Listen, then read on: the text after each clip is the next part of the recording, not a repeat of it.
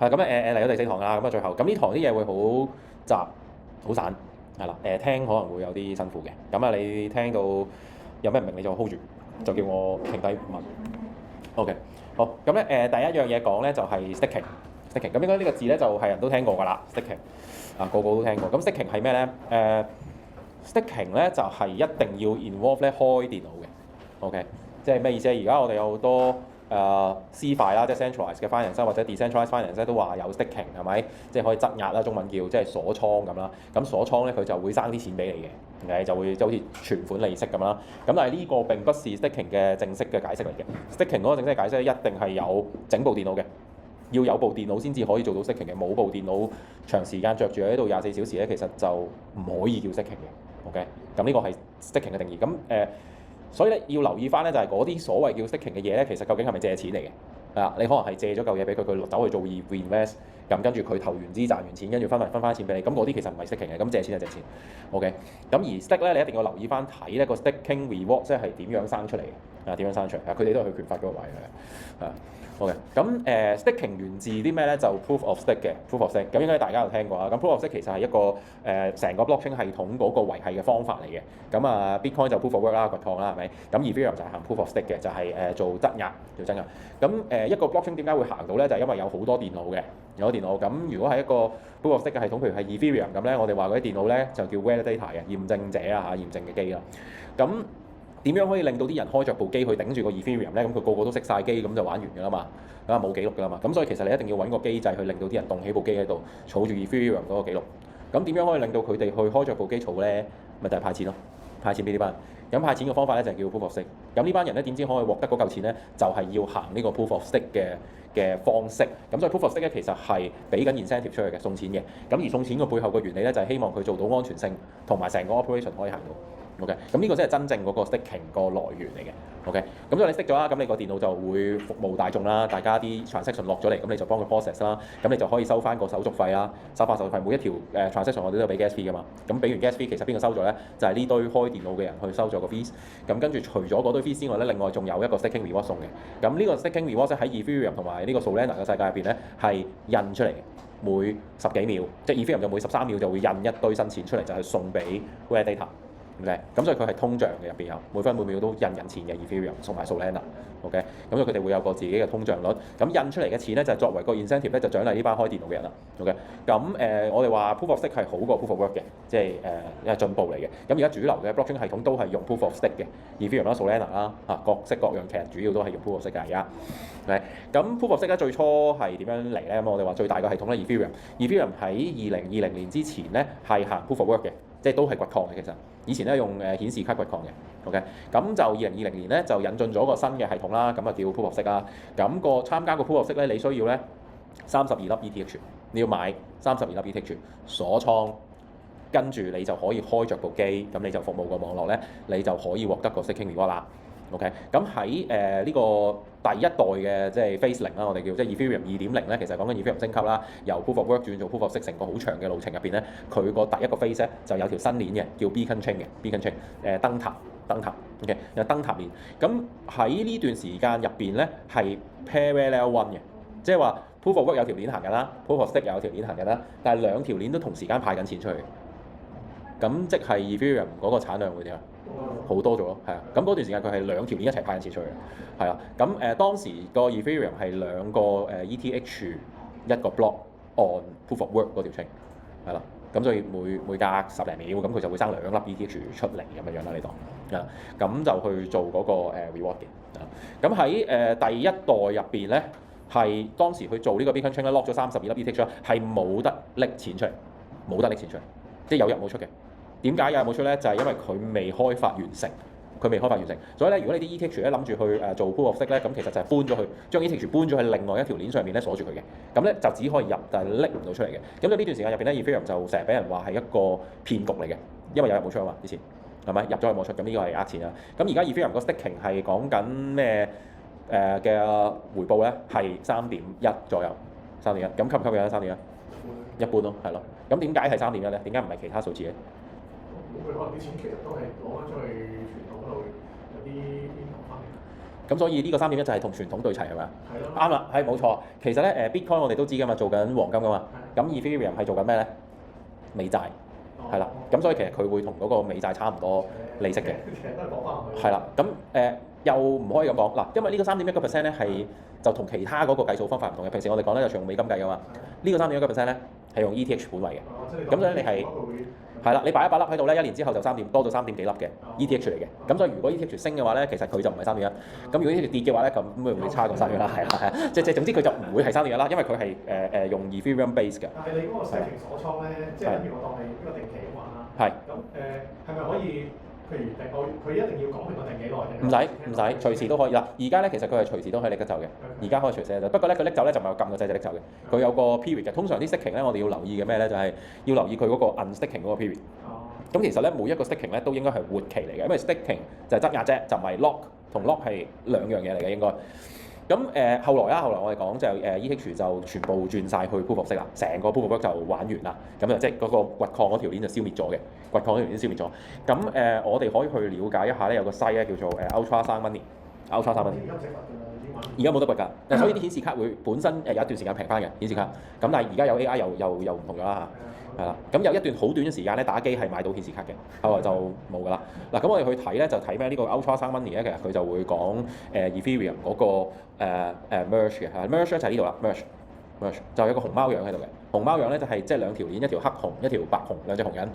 咁兩條熊人就合體咗咧，就變咗熊貓，就係個 merge。個 merge 個 event 咧就係發生喺咧2022年嘅呢個嘅9月係啦，9月就係呢個 merge。OK， 咁咧然後咧呢個圖係睇咩咧？係睇個 supply。睇個 supply， 咁BTC 唔睇啦嚇，睇 ETH。咁 ETH 咧佢before 個 merge 咧，佢印錢嘅速度咧係咁樣升上去嘅，狂飆直線咁升上去。咁佢個印錢嘅速度係好快。點解咧？因為係兩條鏈一齊印緊錢啊嘛，Proof of Work印錢，Proof of Stake印錢。咁所以咧佢增產好快嘅。去到 merge 合咗啦，少咗條鏈啦，咁應該都係印緊錢㗎。咁但係咧，因為佢有個 burn 嘅機制嘅，佢個 burn 嘅機制咧就係有喺2021年咧就引進個 burn 嘅機制，2020年就有兩條鏈，2021年就加咗個 burn。OK。咁點解要加個 burn 咧？就因為發覺唔對路啊嘛，喂兩條鏈印咁多錢，係啊，你不斷通脹得太勁啦嘛，所以後來佢就諗起，咦，我哋係咪要 burn 啊咁咯？咁啊加咗個 burn 嘅機制。咁喺有咗呢個 burn 嘅機制咧，其實即係話咧呢段嘢入邊咧已經係稍稍減慢咗佢印錢嘅速度，但係仍然係好快。OK，咁 total 嚟到講咧，呢個 supply change 咧就係佢有寫啦，係咪？呢個3年幾入邊咧，即係 since 嗰個 burn 開始咧，佢增發咗300幾萬粒 ETH。咁但係咧裏邊其實係有400幾萬粒 burn 咗，係嘛？總共係800幾萬 issue，所以咧其實佢 burn 咗即係超過一半嘅，佢呢度 burn 咗超過一半，先至有咁嘅力嘅。咁如果你冇 burn 咧係好大劑嘅，即係話 ，OK， 就即係印多咗好多錢出嚟。咁呢個咧就 since merge 啦，呢度就 since merge 係啦 since merge。咁佢合併咗之後咧，呢度佢合併咗之後咧，因為少咗一條鏈啦，少咗一條鏈印錢啦，咁跟住佢又有個 burning 嘅 mechanism 啦，所以咧呢度咧係負數嘅，見到我嗰個呢個咧我哋叫 negative issuance， 就係即係冇人負增發。咩叫負增發？即係其實通縮中 ，OK。咁咧就佢個burning 嘅機制咧係按照嗰個條鏈嗰個活動咧係去扣嘅，係啦，即係活動越多咧，咁即係手續費越多啦，即係咁我就可以 tax 你 tax 得越勁啊，你可以當咧佢係收稅。你啲人賺錢多啊嘛，咁政府咪收重稅咯，佢可以收多啲稅咯。咁收咗稅咧，佢同政府唔同嘅地方咧就係佢燒咗佢，佢咪賺咗佢，燒咗佢。咁所以喺呢段時間入邊咧 ，Ethereum 係升得好勁嘅。Ethereum 係由1000蚊升到去4000幾蚊，就係呢段時間，因為一路通縮，咁跟住點啊？即係 Ethereum越嚟越值錢咯。咁去到呢個位咧，你見到咧突然之間咧就唔掂啦，咁啊通脹上翻去啦，咁然後咧其實而家係 offset 晒所有增發咯，係咪？即係所有嘅 negative 已經全部就倒扣，即係而家真係有通脹啦。咁所以咧 merge 咗之後咧係呢個位係差啲嘅。呢個位係做乜咧？呢個位就係有 layer 2啊，有一大堆 layer 2，咁啲人咧可以唔使用咁多 Ethereum 啦，咁啊直接用啲 layer 2，咁就可以慳翻好多手續費啊。咁所以咧就搶晒啲流量，咁就令到 ETH 其實而家係好弱嘅。咁所以有好長一段時間我都叫大家唔好買 ETH 啊，就係因為咧係通脹得比較犀利，同埋個活動係比較即係少啊。咁點樣可以睇到而家嗰個活動係少啊？咁啊好簡單啲睇呢個 Ethereum 嘅 gas tracker 你就知係咪0.幾 GW 呢個就係個 gas fee。而家Ethereum 係好平嘅，0.幾即係話咩咧？如果你要去做一條40 ETH 俾人嘅 transaction 咧，你係俾緊0.02美金嘅啫，即係幾毫子1毫子港紙，咁你就可以用到 Ethereum 去借錢俾一個人啦。咁就係好平。OK，咁我哋上堂講嗰啲咩好高嘅 SV 嗰啲係幾百 GV 㗎嘛，係咪？即係比較輝煌啲 Ethereum 嘅時候係講緊30好長時間，咁就都係而家嘅30倍喺度，係咪？23倍。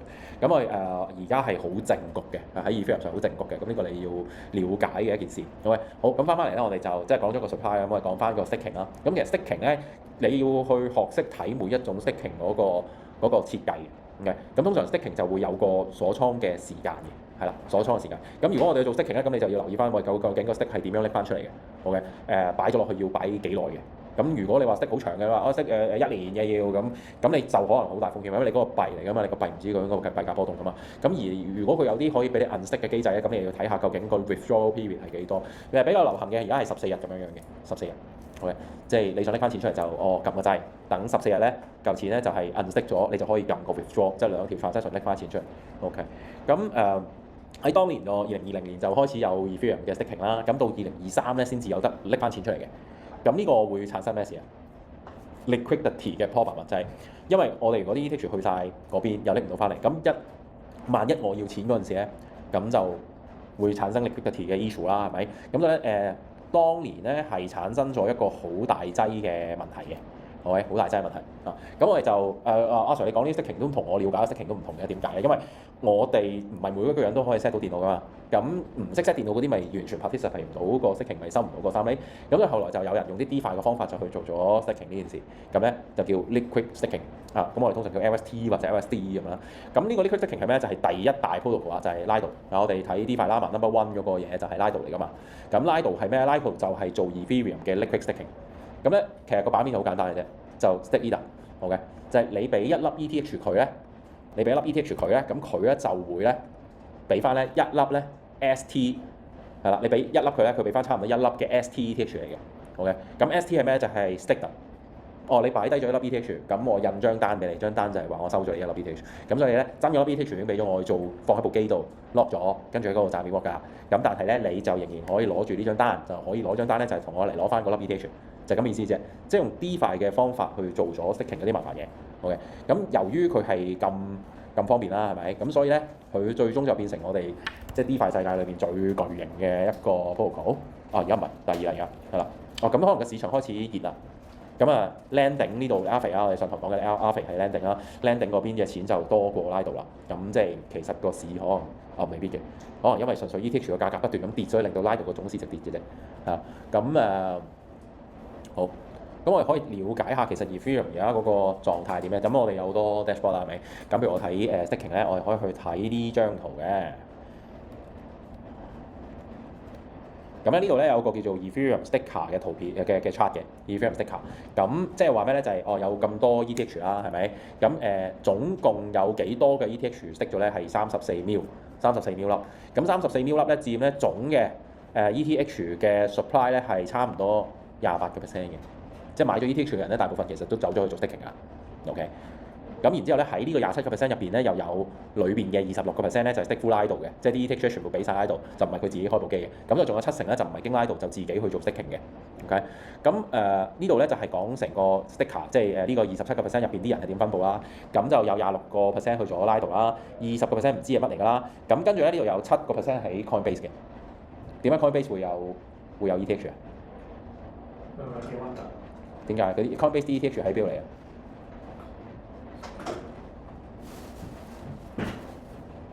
？Coinbase 交易所嚟㗎嘛，咁佢 ETH 咪客嚟嘅咯，客嗰啲 ETH 咯，即係你客買咗啲 ETH，即係同啲股票講一樣咯。係啊，咁咪擠咗佢度咯。係啊，啱啊，真係咁你就可以喺入邊咧撳個掣咧，就俾阿 Coinbase 咧就去做 staking 啦。咁你可以通過 Coinbase，咁 Coinbase 後面有一堆電腦咯，佢一堆電腦就幫你去搞 staking 啊。咁同樣嘅道理咧 ，Binance 都有嘅，Binance 都有6.8%，又係啦。你喺 Binance 嗰度，如果你唔係香港用戶咧，係可以做 staking 嘅，而家你唔得嘅。OK，咁香港用戶係唔俾做呢啲嘢嘅。OK，咁所以咧後邊仲有一大堆咧去幫你去攞啲 ETH 去做 staking 嘅嘢，係做緊 staking 嘅。OK，咁你大概 get 到個真正嘅 picture 啊，呢啲先至係staking。法例問題啊？唔係，係因為本身幣安係有乜係非法。第一幣安係非法，第二就係 staking 其實係一種金融嘅活動，因為佢生利息嘅嘛。係啊，咁樣唔得。但係而家 HashKey 係可以，HashKey 啱啱唔知佢上個星期做咗啦，所以令到香港嘅 ETH 嘅 ETF 都可以做息期啊。而家全世界淨係得香港嘅 ETF 可以做息期，美國都未得，美國都未批。哦，咁但係係啊咁幣安喺嗰度做，唔係佢應該喺其他嗰度做，佢就可以開正牌喺嗰個做計。係啊，總之你唔可以面對香港個市場去做提供呢個。你都唔可以面對美國市場。美國係應該得嘅，美國應該得嘅，應該得嘅，係啊，係啊，係啊。咁但係即係應該係唔得嘅，應該。我唔係好 sure，我冇 sure，即係最好嘅公司啦，個人應該唔得嘅，公司應該得嘅，係嗰啲太複雜嚟㗎啦。嗱，咁我哋話咧 ETH 係會生利息㗎嘛，即係你擺一粒 ETH 落去嘅話咧，一年咧之後咧，你應該係攞得1.03粒㗎嘛，照計，因為3%啊嘛。咁但係佢唔係1年之後你先拎得啊嘛。咁所以其實佢係每隔幾秒、每隔10幾秒有個 block 生出嚟，咁佢就會有嚿0.000幾 ETH 送俾你㗎啦。咁所以係按住個時間嘅，按住時間去一路去印啲錢出嚟送俾你嘅。咁所以咧呢個問題咧就好嚴重嘅，因為咧頭先如果我擺咗一粒 ETH 去拉度嗰度，我換到1粒 ST 啦，咁呢個係1比1啦，因為擺一粒就攞一粒啊嘛。咁但係過咗1年之後，咁我呢一粒 ST 應該換翻幾多？應該係換翻1.03粒 ETH 㗎嘛。咁所以咧呢度入邊就有個好複雜嘅計數嘅，即係話我可唔可以講得出而家我揸住呢粒 ST-ETH 究竟係有幾多粒 ETH 咧？我任何時候都講唔到嘅，因為啱啱講完俾你聽，呢一刻係1.007，喂轉個頭再答你嗰陣時就唔係喎，一粒 ST 係1.008嘅咯喎。咁但係冇得息嗰下已經agree咗，係因為你冇講明嘅 period 幾長。係啊，活期㗎嘛，同埋佢個錢係每隔一個時間咁印出嚟㗎嘛。咁所以其實佢一路咁樣增長嘅。即係簡單嚟講，咁佢喺度增長緊嘅資產嚟嘅。時間就派息俾你啦。係啊。咁但係因為呢件嘢係本身你入去嗰陣時係1比1咗，咁所以佢嗰個價格就係不斷咁樣升，即係個粒數就不斷升。咁但係派俾你嗰下係每日派㗎嘛？每日派㗎，每日派㗎。即係每日有個日。但係佢係冇派俾你㗎嘛，佢係因為你係喺個 ST 入邊啊嘛，喺個 ST 入邊。即係換得到嘅。係啦，所以就係睇你個 ST 究竟揸咗幾耐，跟住去 redeem 咁樣，跟住計埋個時間值，咁就去拎出嚟。咁所以呢條數係好鬼難計嘅，你係噏唔到咧，你有幾多粒 ETH 嘅，你完全講唔出嘅。咁所以咧後來就大家好難計，因為 DeFi 全部要計數字噶嘛。喂，你話俾我聽嗰粒嘢我係唔知幾多粒嘅話咧，我 Uniswap 都唔識幫你計啦，佢有幾多啫，係咪？咁所以咧後來就有個WST。咁 WST-ETH 咧 ，WETH 我哋知啦，上堂我哋講 WETH 啦。咁咩叫 WST-ETH 咧？咁呢度咧就話咧一粒 ST 咧，一粒，我冇咁多啊喺度。咦？點解咁都唔俾我？哦，因為 OK，係啦，一粒 ST 咧，其實就可以挖成咧0點幾粒嘅呢兩個 ratio 得啦。一粒 ST-ETH 就等於而家呢一刻咧係等於0.8328嘅 WST-ETH， 少咗嘅，少咗。點解咧？因為佢一粒 ST 咧，即係我擺咗一粒喺度，到最終就會有1.03噶嘛。咁如果我要去定咗嗰個數值，即係定咗個 quantity， 咁就要個 price 要升先至得㗎嘛，係嘛？嗱，我一係就 fix 咗個 price， 即係 fix 咗個 ratio， 一係就 fix 咗個 quantity， 咁我先至可以做到呢個 relation 㗎嘛。一粒 ETH 可以到最終變成1.03。咁而家咧，我唔中意個數字成日喺度變，咁我就要 fix 咗佢做一個永遠都唔變嘅數值，個數量唔變。咁但係個數量唔變嘅話，你個價錢咪要變咯。因為兩樣嘢乘埋就係1.03咁嘅要，係咪？咁啊呢個就係有個 conversion，呢個 conversion 個 WST 咧就係用嚟去俾你用攞個 WST 去做 DeFi， 通常攞去做 DeFi 咧就係用 W 去做嘅，係啦，用 W 做，因為個價格有得變啊嘛，有數量唔變啊嘛。咁啊其實原則上佢都係一樣係代表緊後邊嗰啲 underlying 嘅 ETH 嘅，不過個方法一個係 fix 個價錢，一個係 fix 個數量。咁咧數量呢個咧係好計啲嘅，咁所以大家都會用 W。咁啊可以調翻轉嘅，嚇，即係有 WAP 有人 WAP 啦，咁呢啲應該大家都明㗎啦 ，OK。咁然之後咧就withdraw，你如果 stick 咗想拎翻錢出嚟嘅話咧，咁你 withdraw 咧係要有時間嘅。咁譬如而家佢話個 waiting time 係7日嘅，7日你 stick 咗啦，你俾啲 ST 俾翻佢咧，咁你等7日咧，你就可以喺呢度 request，然之後 request 完經過7日咧，你就喺呢度做撳 claim，你就可以拎翻個錢出嚟。OK，咁所以咧話如果呢7日入邊大跌市啦，你做咗上個禮拜我哋講嗰啲 maker 啲倉，咁你揸住啲 ST，咁你保唔保到倉？保唔到倉，係咪？咁所以喂等7日你會死人㗎嘛？咁所以你話用 DEX 咯，咁所以就衍生咗就會有個 pool 就係 ETH 同 ST-ETH， 就大家就去互換啦。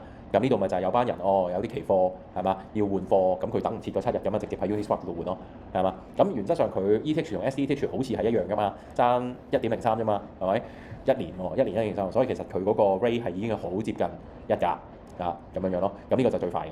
咁大概你就明白到嗰個 ST 係做緊呢啲嘢嚇，呢個就叫 liquid，因為有流動性喺度嘅，liquid staking 就唔使等7日啦。如果唔係咧，你又要等7日㗎啦。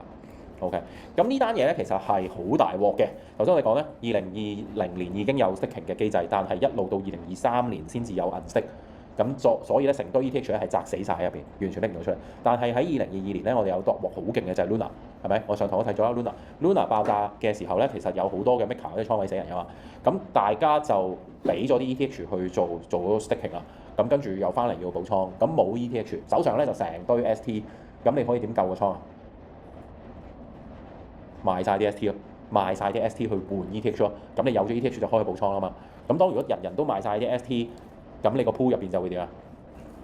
好多 ST 咯，咁嗰個 ratio 就會歪晒咯。咁所以本身應該係有一粒差唔多換1.03嘅，而家換唔到啊，個 rate 就會差咗，會執埋一邊咯。咁所以個 ST 就會好平，個 ST 好平。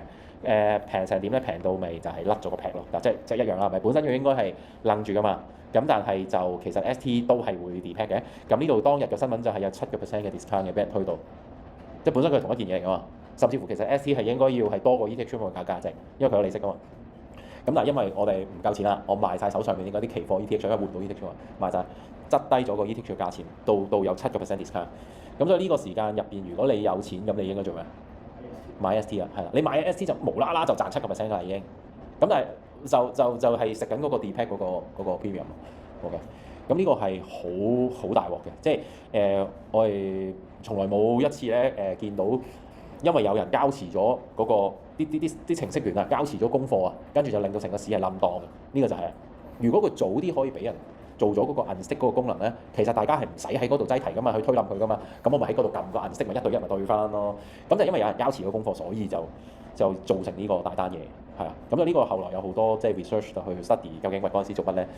咁你讀到第4堂啲法，你應該明白晒㗎，就係喂我要等錢使就推冧佢啦，推冧佢就會有其他嘢產生㗎，係咪？咁呢啲 LP 啊、Vs 啊、Landing 啊、Ray 啊、interest rate 啊，你全部識晒㗎已經，係啦。OK，咁 staking 就係嚟到呢度。按 staking 好簡單。咁而家 Solana 其實都係行緊 staking 嘅。Solana 個 staking 咧其實係吸引好多嘅，係啦。咁Solana 就有件嘢專門做 liquid staking 嘅，呢嘢叫 Sanctum 啦，佢有個 token 叫 Cloud 嘅，一個雲咁樣嘅。咁咧你見到咧嗰個 staking 個 APY 咧係有10幾個 percent 嘅。咁點解有10幾個 percent？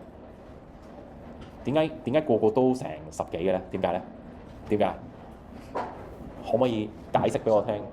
點解？Yes， 冇錯。Solana 個通脹率係高於 ETH 好多嘅，係啦。咁所以咪有10幾個 percent，係啦。咁你要去頂到呢個通脹率，就要你嗰個鏈嘅活動夠多。如果唔係，其實佢如果睇通脹率嘅話咧，Solana 嘅通脹率係好高。不過佢而家叫做大家覺得佢係一條大鏈，有好多活動喺上面度跑，好多錢喺上邊。咁所以咧就覺得呢個印錢嘅速度咧係唔會令人擔心嘅。係咪？但係原則上咧，如果你去睇嗰個 Ethereum 個通脹率同埋 Solana 嘅通脹率，Solana 高好多嘅，所以高好多嘅。咁咧其實頭先嗰個 Ultra Sound Money 入邊咧，佢有個係同呢個BTC 比較，同 BTC 比較。咁我哋係啦。如果同 Bitcoin 比較咧，你睇下 Ethereum 個通脹率咧，其實都係點啊？都係低啲，都係低啲，好低嘅 Ethereum 通脹率。Bitcoin 嚟到呢一個係點解會有一節慢咗啊？呢個咩事啊 ？Halving 啊嘛。halving，因為 halving 佢就減半啊嘛，產量減半，所以其實個通脹咧就減慢咗。呢度係咁樣升上嚟嘅，嚟到呢度就減慢咗啊。咁但係減慢咗都好啦，都應該係咯，即係同 Ethereum 都仍然係差唔多嘅，係啦，差不多。如果我哋計1年係嘛，差唔多0.8同0.7差不多。咁呢啲就係即係我哋一路學落嚟應該你要學識嘅啊。好。staking 就完啦，咁我哋就繼續講啲複雜啲啦，就 re-staking 啦。re-staking 係咩咧？就係當我 stake 咗一次之後，手上嗰粒 ST， 咁我有手痕㗎啦嘛，又想交俾人㗎啦嘛，係咪？咁就咧，我嘅 ST 咧又交俾其他嘅 LST 就去做嘅，咁就叫 RST 啦，我哋叫 re-staking 啦。咁即係好似我哋 DeFi 嗰啲嘢啫嘛，一層搭一層啫嘛。咁到最終咧，其實就你一定會跑多咗個槓桿出嚟嘅，係咪？因為你一層搭一層啊嘛。咁然後咁點解其他人會想要嗰啲 ETH 咧？就係因為其實佢有另外一啲，通常會有另外一啲鏈嘅系統咧，佢都行 Proof of Stake，佢都想要 ETH 攞嚟去做嗰個抵押，即係嗰個信心嘅機制啊。咁所以咧就會借用人哋啲 ETH，咁所以你攞咗 ST 俾人咧，咁其實你會賺到更加多嘅利息嘅。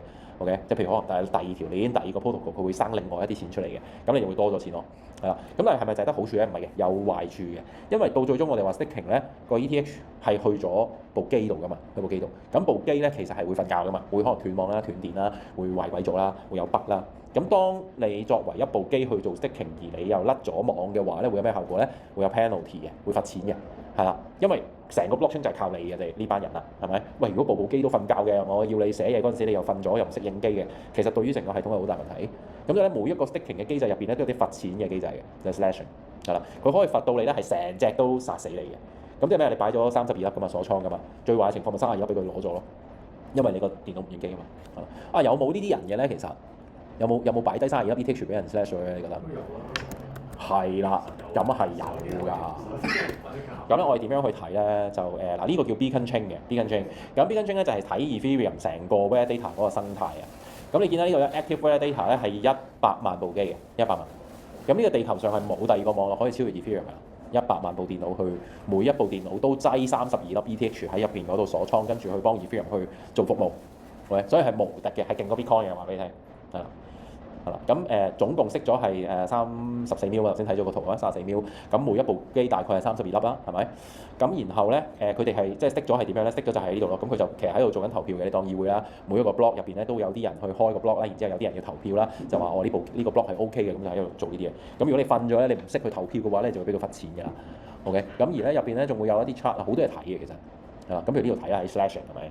咁就會睇下有啲人係俾人殺死咗咁樣咯，咁呢度咪就俾人殺死咗呢啲 attestation violation，咁啊俾人對冧咗20個鐘頭之前呢度有俾人對冧咗㗎啦，係啦，咁咧就 exit 㗎啦嚇，咁啊應該罰咗佢1粒嘅，罰咗佢1粒就走咗，即係31粒俾翻佢，應該有得走嘅，係啦，咁但係我唔再受你玩啦，你唔好再嚟玩，係。咁佢係會有罰錢嘅機制。咁當如果你個 ETH 係有做緊 restaking 嘅話咧，即係話你嗰個資產咧，其實佢唔係淨係喺度做緊一種嘢嘅 staking，可能做緊 multiple 嘢嘅 staking。咁而如果我哋話做一樣嘢，你就有機會呢件事壞咗啦，係咪？禍咗啦。你做兩件事，咁咪一係呢件壞，一係呢件壞，咁你即係出事嘅機會就會提高咗嘅。咁所以其實 staking 就唔係淨係得賺錢嘅，你記得就係 staking 其實係會有罰錢嘅啦。Income today 係-1嘅咧，係今日俾佢扣咗1粒嘅，-1嘅1粒喎。係嘛？32粒你擺喺度，跟住1粒俾人扣咗，係啊。咁跟住咧，其實佢係每一個epoch 咧，佢會即係呢度都仲應機嘅，係咪？咁跟住呢啲咧就已經唔應機啦，唔應機就每一個 block 其實都罰你錢嘅 ，OK？ 啊，咁呢個就你要去了解嘅 restaking 啊。好，我哋繼續。好啦，咁咧喺最初嘅時候咧，我都會覺得咧就restaking 係好危險嘅，因為咧其實佢係有個第一啦，有個 liquidity 嘅問題喺度嘅，因為即係你息咗咁樣，liquidity而家喺邊度咧？咁你分散咗啦，係咪？咁同埋 staking 咧，因為我哋一擺錢落去咧，係講緊幾多 reward 啊？3% 啫嘛，3% 就大家覺得就好穩陣啦，係咪？定期啫嘛，咁應該係冇風險嘅。但係唔係咯？如果你 slash 起上嚟就唔係3% 嘅風險㗎嘛。咁呢個係好大劑，即係個個都以為 staking 係好安全嘅，但係其實係有風險嘅，係啦。咁而當你如果一路咁樣去砌嘅時候，其實你就會有個 over leverage嘅風險喺入邊嘅，係咪？咁我係話一個即係比較出名啲嘅 restaking 嘅 platform。會係咩咧？係咪？咁就係譬如 ETHFi 啊，ETHFi 咧就係一個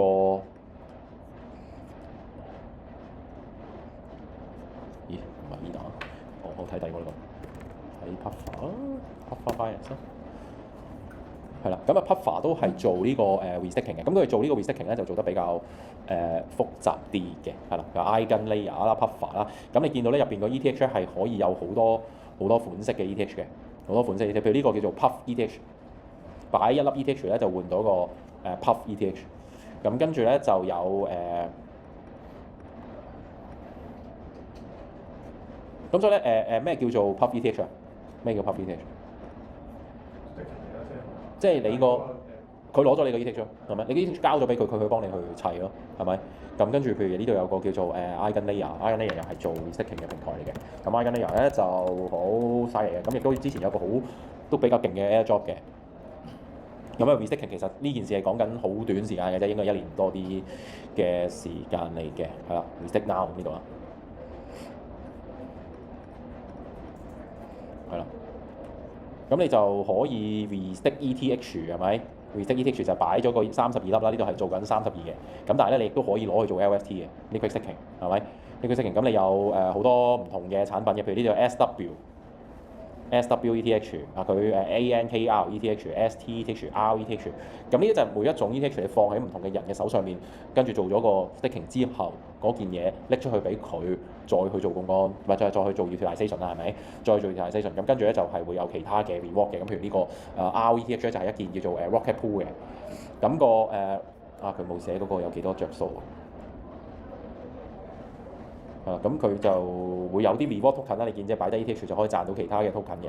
OK， 咁就呢度就係成堆就係 based on staking 一重之後再去做嘅其他嘢。咁我哋話呢啲嘢係嘛，咁多隻 ETH， 咁就係後邊嗰件嘢係咩？頭先我哋咪見有 Coinbase 同埋 Binance 嘅，咁就係呢度係咪？Coinbase 同 Binance 攞咗你嘅 ETH， 跟住識咗啦，嗰件嘢拎出嚟俾呢件呢塊再去砌一啲 reward。咁呢個就係叫做 restaking 嘅。咁 restaking 安唔安全咧？咁其實而家係好安全嘅。但係 restaking 嗰個食嘅啦，而家比較嚟講。佢有其他 reward 咯，佢頭先就冇寫咯，係咯。總之佢有啲嘢派咯。咁你就可以試下玩咯，你可以試下玩咯。咁相對地嗰個風險比起 DeFi 係低啲，係咪？咁而頭先我哋講而家全部主流嘅 chain 都係行 staking 噶嘛。咁所以其實咧。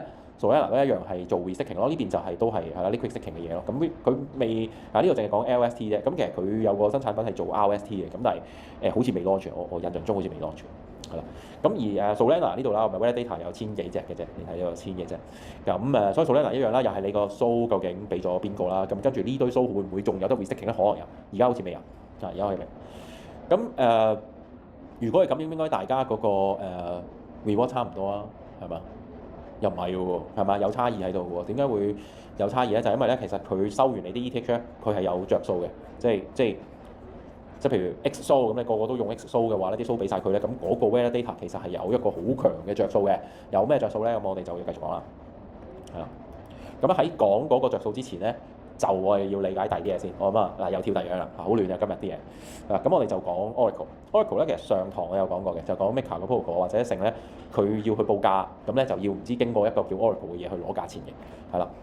咁 Oracle 係咩咧？就我哋要講翻就 blockchain 呢件事咧，係同現實世界係斷開，完全斷開。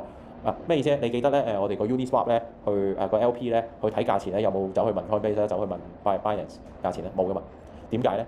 因為出邊個世界係唔可信嘅，出邊全部都係中心化噶嘛，啲信號全部啲信息全部都係假噶，可能係咪啊？有人操控噶嘛，咁喺個 blockchain 上面就冇人可以搞到啊嘛，咁所以 by default 咧blockchain 上面嘅嘢係淨係信 blockchain 上面嘅嘢啫，即係 smart contract 淨係信 blockchain 數據嘅啫，佢唔應該信出邊嘅。如果佢信出邊咧就大劑啦。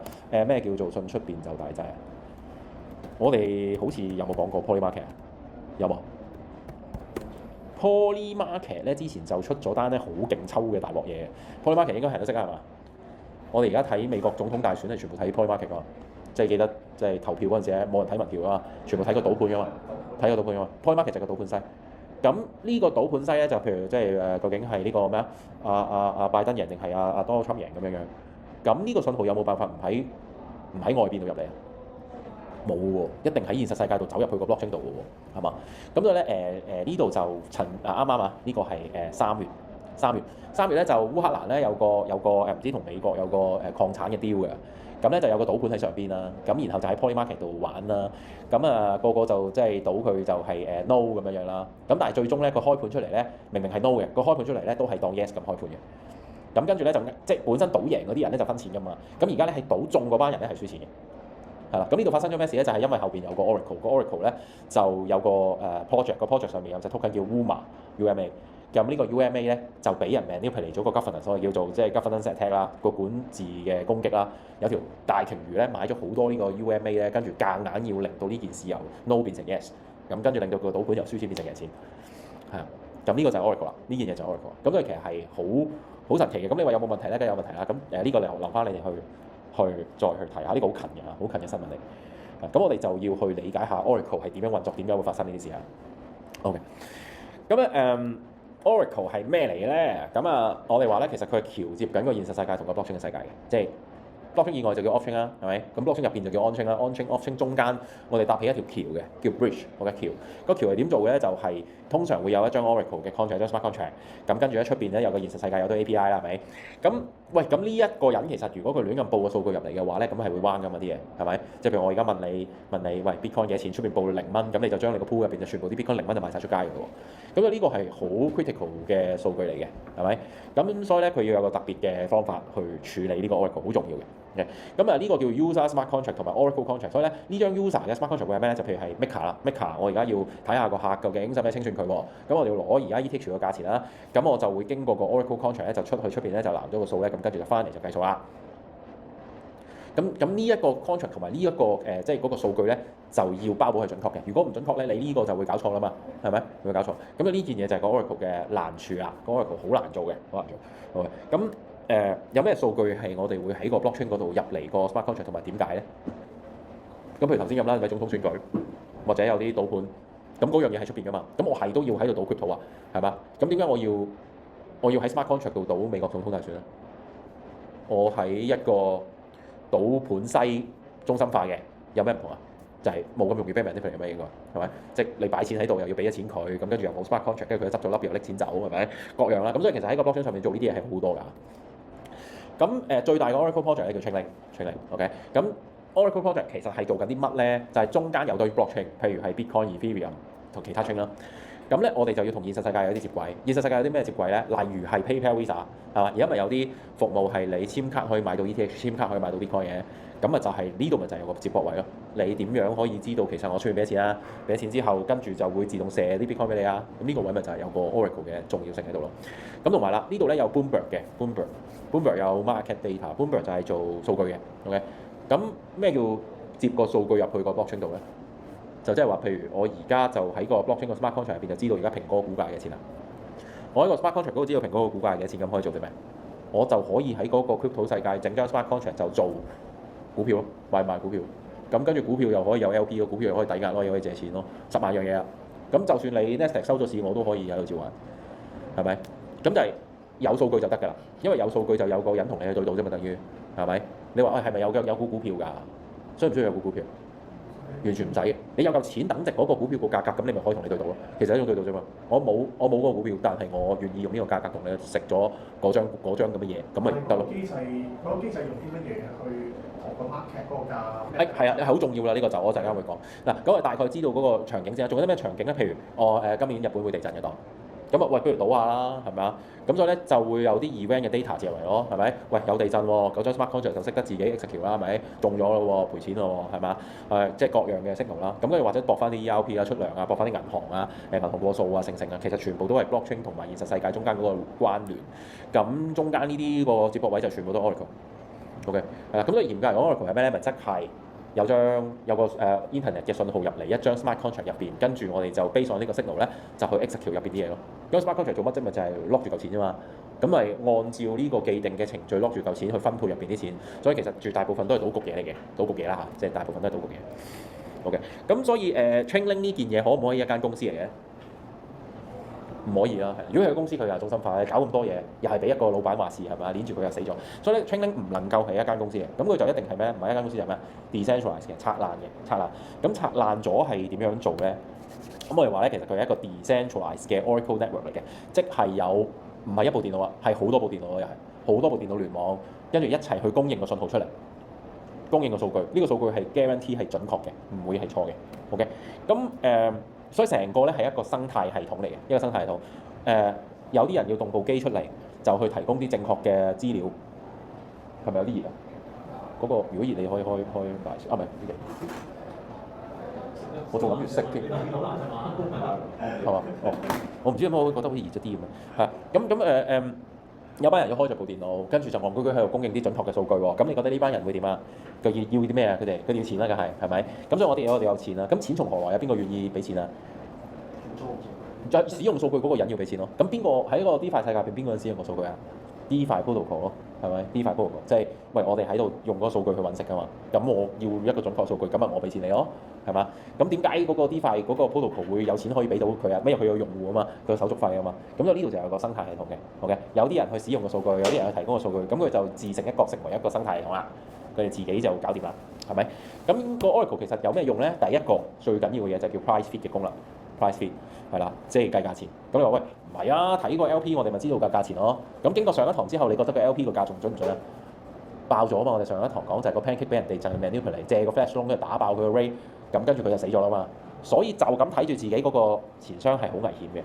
咁我就其實點都要搏一搏出邊去了解下出邊嘅世界安唔安全，咩即係咩價錢，跟住你再去定究竟點樣。咁所以呢個就係第一個好重要嘅就係 price feed 就係價錢。咁 Oracle 個即係 technical 啊，其實好簡單嘅。呢度咧就有少少曲啦嚇，好少嘅啫。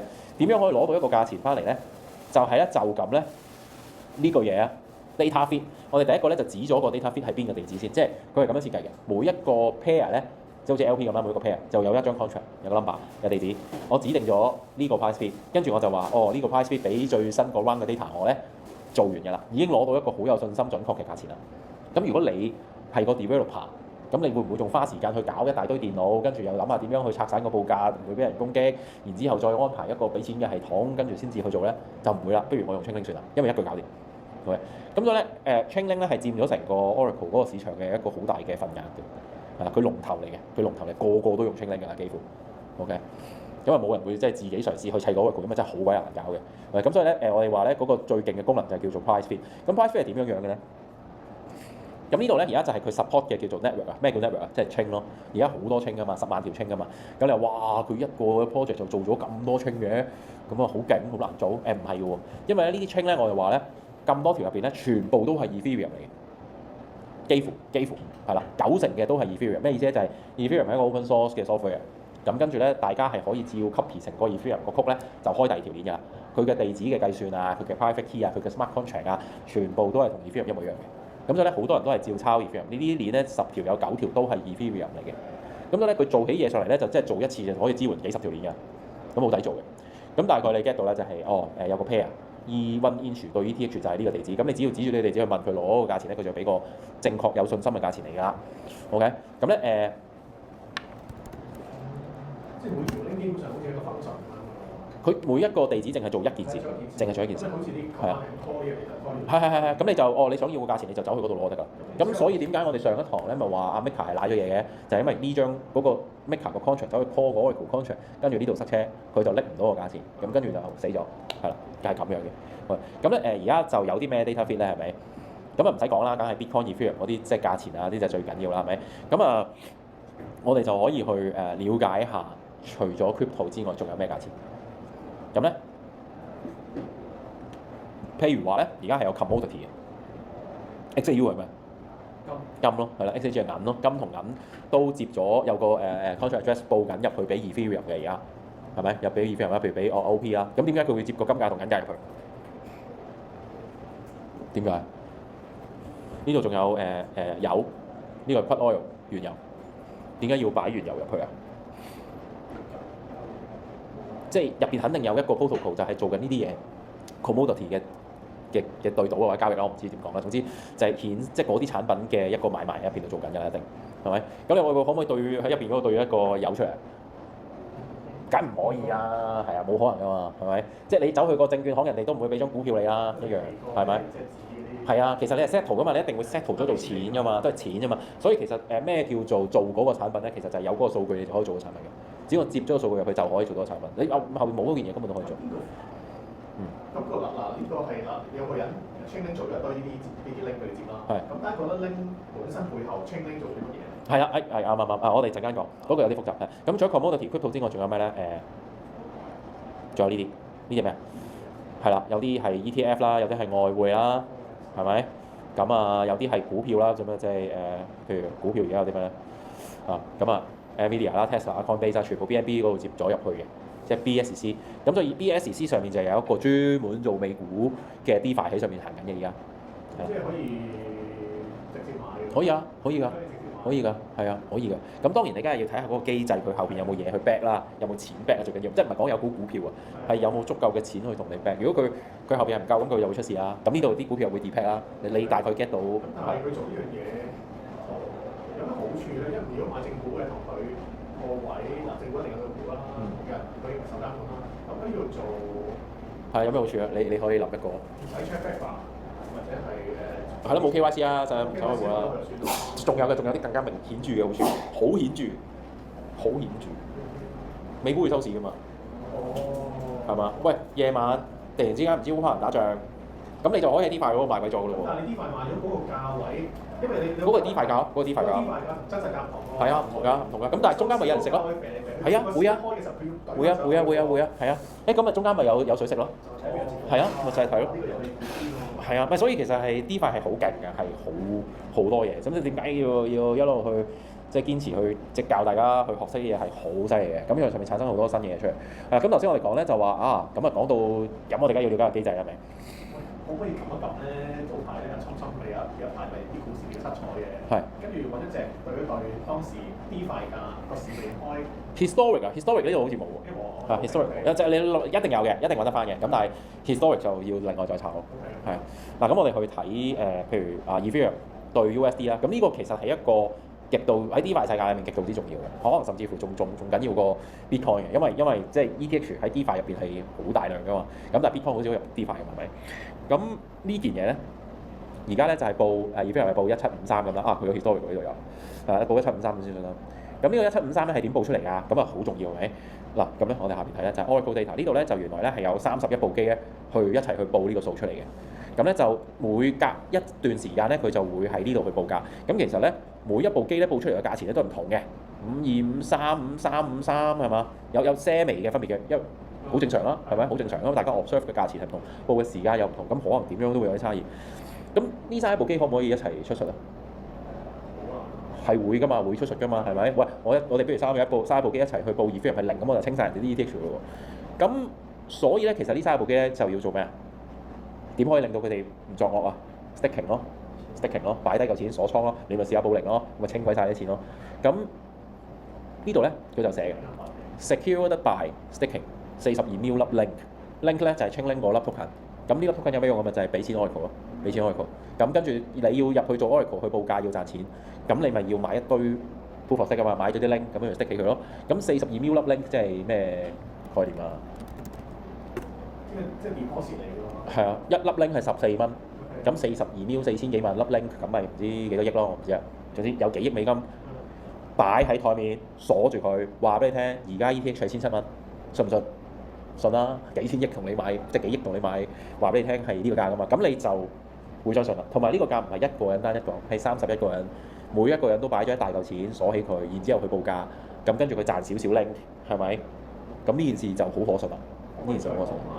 佢殺一個人啦，咁每一個人其實佢除咗擺咗呢個 stake 落去之外，佢有部機温緊佢個 software。係啊，冇錯，温緊 Chainlink 個 software，温緊同一個 Chainlink 嘅 software。呢三部機係聯網嘅，係啊，會大家共同維繫呢個網絡嘅。咁 Chainlink 個 software 佢本身係拎落去某啲嘢度攞 data 啦，應該係。佢一定要有個位俾部機去報價啦。咁佢哋點樣攞個價翻嚟就係嗰部機自己去諗㗎啦。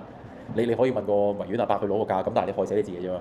係咪？咁嗰個係佢自由發揮㗎啦，你中意攞個價咪攞個價，你中意開咩就開咩數。其實嗱，你 send 佢譬如同一隻我哋搞同一個嘢，有31個人去攞啲客啦，可能個31個人每個都同埋4個。係啊。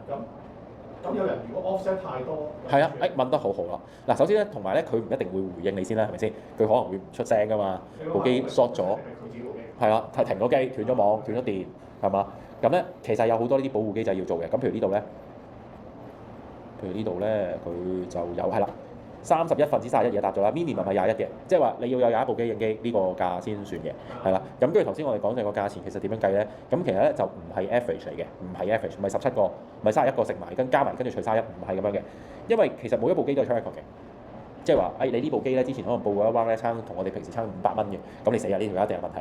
咁係啊，我會 weighted average，我會扣啲咯，會扣啲。又或者呢部機咧其實佢 stick 個 link 咧個量係多過其他嘅。咁我又信你多啲啦，因為你擺嘅錢喺度多啲啊嘛，我又信你多啲。所以其實佢成件嘢係一個 weighted average 嚟嘅，佢有個 formula 去計呢個價錢。係啊，所以係好準嘅，好精準嘅，好精準。咁而咧嗱一個咁精準嘅嘢咧，其實咧有個差嘅地方嘅，就係咧其實佢呢度有個 heartbeat rate 嘅 heartbeat，你見到有倒數嘅48分鐘。咁咧 last update 咧係11分鐘之前，即係咩意思咧？就係即係1個鐘頭佢先報一次價，1個鐘頭。所以呢個價可唔可以拎嚟做 Uniswap 嗰個價錢咧？唔得嘅，唔可以嘅，係啦，一定得1個鐘報一次價，1個鐘入邊發得咁勁。咁呢個咧唔係攞嚟做 real time trading 用，咁但係可以用嚟做咩咧？1個鐘嘅價，做啲重大嘅 reference point 咯。譬如我哋上一堂講係啦，我哋上一堂講嘅pancake。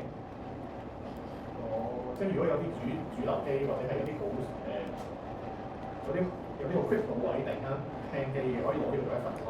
係啦，嗱上一堂我哋有講過 Flash Loan 打爆嗰個 Pancake Finance 噶嘛，咁Bunny Finance，Pancake Bunny咧，佢俾人打爆咗之後咧，佢就出咗篇文啦，即係大佬你知啦，俾人打爆咗，梗係要寫翻個 report 啦，係咪？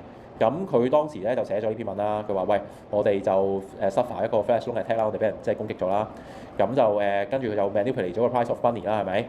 咁佢話咧你個分係 safe 嘅。係啊，有冇 safe 咧？你個分，如果你個分唔係 Bunny 咪冇事咯，你個分係 Bunny 你就唔係 safe 啦，係咪？咁啊好 tricky 嘅寫得。咁跟住咧佢就話喂，我要即係衰咗啦，我哋知道個原因啦，咁點改咧？咁啊做咗兩件事嘅，第一件事就係 function 啦 ，price calculator BSC dot show 啦，即係個 smart contract 計價錢嗰件嘢啦，咁就改咗啦。咁點改啊？改咗個 token price oracle 咧 ，now 咧就 use Chainlink contract，即係之前咧就冇，所以咧個價係幾多咧佢又唔知喎。咁而家我用咗 Chainlink 咧。咁我可以攞到個咩價？我可以攞到 Heartbeat 嗰個價咯，即係譬如佢短啲嘅，佢唔係一個鐘嘅，Ethereum 先係咁長嘅啫。咁我就起碼知道，喺一個鐘之前咧，其實嗰個 Bunny 應該係呢個價嘅喎。會唔會喺一個鐘之內突然之間接到差唔多零啊？咁你會唔會我唔知，但係你個 program 咧你自己就可以去定斷啦。使唔使用熔斷機制啊？一個鐘之內，如果佢跌咗100%，你要停咗佢啊。咁你可以做到啦。如果冇呢個 oracle 咧，你係冇辦法做嘅，你都唔知道咩叫做正常，係嘛？我哋睇到自己個錢兜，我都唔知咩叫正常價錢。原來正常價錢喺一個鐘頭之前啊 ，Chainlink 都仲係話我哋件嘢係幾多錢嘅。咁佢慢咗你之前，即係佢以前個 response 會快嘅。唔關 response 嘅，唔關 response 都係睇條 chain 有幾快啫。係啦，咁因為佢嗱嗰個 oracle 係佢每隔一段時間就放個價錢放喺呢度啊嘛，跟住你就得閒就嚟攞，係咪？咁所以係速度係冇增加，係。咁咧呢個第一個啦，咁第二個就佢另外就係講嗰個minter 啦，即係鑄造嗰個 mint 嗰陣時就即係盡量就唔好又再去 check 佢啦嚇，又用嗰個 Chainlink 嗰個 price 去睇下嗰啲嘢啦。咁所以呢度有兩個改動嘅啫，冇啦。咁呢兩個就救翻成個 project 啦，可以。咁當然啦，佢冇失救㗎啦，已經失血過多死咗㗎啦。咁但係個改正嘅機制就係用 Chainlink 咯，就係咁簡單嘅啫。咁所以全世界喺呢一單之後都個個都用 Chainlink，OK。咁你而家 Maker 係嘛 ？Maker 個倉位咧，我哋上堂講過咧，其實佢都係1個鐘頭清算一次。如果1個鐘頭之內咧，佢 V 咗落去咧，應該要清算㗎嘛。即係如果一般你喺交易所度做咧，你咁樣插針咧，你個倉位係白咗㗎啦。但係 Maker 嗰度咧就唔係嘅。你喺1個鐘頭之內咧，如果 V 翻上去咧，你就冇爆個倉，因為佢係1個鐘頭先至用嗰個價錢去 check 數，先至清算你。咁所以咧，其實你一下跌咗落去，只要你翻轉喺嗰個佢再剔下一個 Oracle 個價錢之前回復翻，你就唔使死㗎，你就唔使死㗎。咁所以係點解我哋上堂講咪7點鐘聽點樣搭正？點樣搭正？就係因為個 Oracle 係搭正更新，係啊，咁就係1個鐘計一次。咁你知 Oracle 嗰度咧1個鐘計一次，32部機即係講到32粒機一齊都1個鐘計一次，定係佢31部機，嗰31部機都係係啦，佢要準備咯。係啊，佢要準備嗰堆嘢俾你咯。咁但係嗱，我哋呢度睇咗 ETH 啦。咁但係其實佢唔係隻隻都係 ETH 噶嘛。佢有其他係鬆動啲嘅。我哋可以睇多一個。咁但係我講唔好意思。咁佢點解佢一定要30？佢有30幾部機，點解一定要一齊時間去計？因為佢要計嗰條數係我唔明點佢一齊要咁，點解佢唔分開前後？得唔得啊？佢哋方面都係類似嘅。一班人係講緊10分鐘個價錢，一個人係講緊而家嘅價錢，咁已經唔同㗎啦。佢一定係同一刻咁多人一齊報㗎嘛。但係你同一齊報出事嗰下，會唔會大過我前1分鐘下嘅？我覺得好熱。你唔可以咩？定係因為我係 mon 度？有可能唔係你曬咗，係咪曬完？可能係，可能成燈，係咁係啦，咁所以佢一定係要喺嗰一刻嗰度一齊報價嘅，一定要係一定跟 Heartbeat 嘅。OK，咁我睇譬如第二啲，譬如 BNB 個價錢。BNB 個價錢咧，佢仲長3個鐘頭高啊，即係3個幾4個鐘先至出一次價嘅。咁所以其實睇唔同嗰個叫 back 唔到。咁但係如果係交易，即係4嗱，你1個鐘先出一次價，咁我突然間交易就冇辦法㗎，就唔係攞嚟做交易個價錢，嚇唔係攞嚟做交易個價錢。咁交易個價錢係第二個嚟啦，即係話。係嗱，因為 basic 就係我哋自己有 LP 㗎嘛，係 LP on chain 嗱。其實咧後來佢有出咗新產品嘅呢個 Stream。呢個 stream 咧就勁啲嘅，即係講 technical 啲啦，就 Oracle 可以係 pull，即係我需要嗰陣時先問佢，又或者係 push，即係佢 keep 住話俾你聽。咁呢個 data stream 咧就係 push 嘅，嗱佢價錢係不斷咁發嘅嚇，呢個係有嘅，呢個係好後啱啱出咗冇幾耐嘅自己嘅產品，係係啊。咁但係佢下邊都係有堆 Oracle 去做啦，一樣都係行 staking 啦。咁不過應該嚟講呢個會 manipulate 嘅機會係高啲嘅，因為佢變得快啊嘛，佢變得快。咁嗰個1個鐘頭嗰個其實係好鬼有信心、好鬼硬淨嘅嗰個價錢。雖然佢係啦。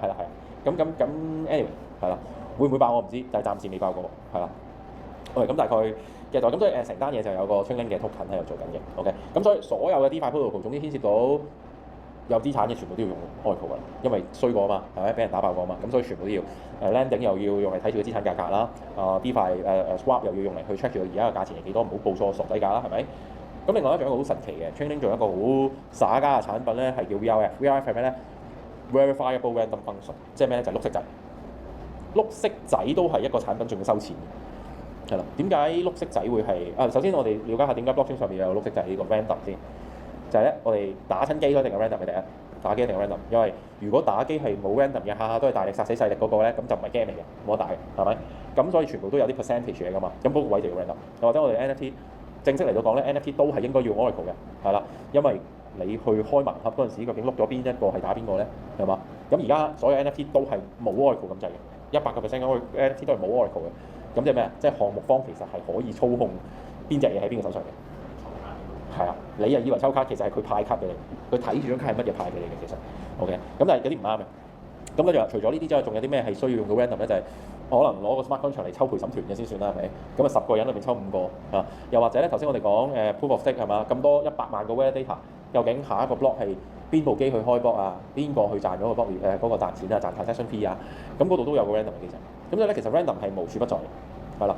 咁我哋喺個 blockchain 上邊咧，可唔可以做到 random 咧？有 contract 㗎嘛 ，program 㗎嘛，撳個 random 啫嘛，幾難咧？